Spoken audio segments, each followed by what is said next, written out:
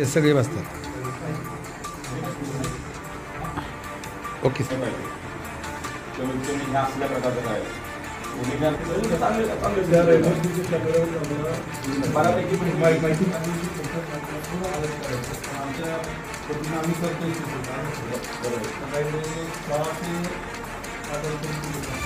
सातारा शहरामध्ये आज प्रतापसिंह नगरामध्ये सकाळी मॉर्निंग वॉकला जाणाऱ्या एका महिलेवरती तिथल्या एका 2-3 लोक एका बाईकवरनं आली आणि चाकूचा कोयत्याचा धाक दाखवून गळ्यातलं मंगळसूत्र हिसकावून नेली. राजधानी सातारामध्ये अशी घटना घडणं सगळ्यात महत्त्वाचं निषेध आहे याच्यामध्ये. तर त्या संदर्भात माननीय मस्के साहेबांना एक निवेदन देण्यात आलेलं आहे.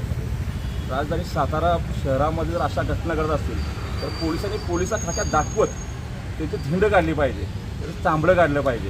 एखाद्या महिलेवरती जर असा प्रकार जर करत असेल तर त्याची धिंड काढून त्याचं चांबडं काढून त्याची जी शिक्षा कायद्याने देईल ती दिलीच, पण पोलीस म्हणून जे करायचं आहे ते पोलिसांनी करावे अशी विनंती केली आहे.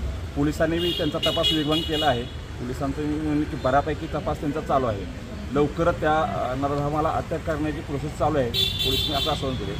मीही आपल्या माध्यमातून रक्षक प्रतिष्ठानच्या प्रत्येक मावळ्याला हे आवाहन करतो की अशा कोणती घटना घडत असतील तिथं तात्काळ त्या महिलेला असो किंवा कुठलाही अन्याय होत असेल तिथं त्या मावळ्याला जावं व त्या व्यक्तीचा जीव वाचावं.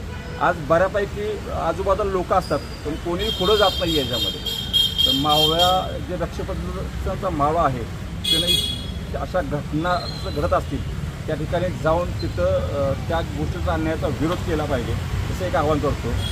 माननीय संस्थापक अध्यक्ष सुशीलदादा मोहजर यांनी तात्काळ या संदर्भातल्या रक्षक प्रतिष्ठान जेवढे सगळे त्यांचे भाव आहेत, कार्यकर्ते आहेत, मावळे आहेत त्यांना तात्काळ सूचना दिली आहेत की अशा प्रकारची ही जी घटना घडली आहे त्या नराधमाला तुम्ही हुडकून काढा, ठोका, त्याला असल्या नवा खेचला पाहिजे आणि पोलिसांच्या स्वाधीन करा अशा प्रकारचं एक दिलेलं आहे. ह्याच्यामध्ये आम्हीही आमचाही शोध चालू आहे.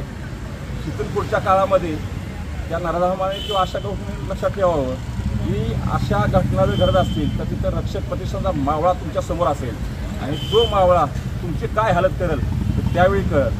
एवढंच मी सांगतो. मला जय शिवराय.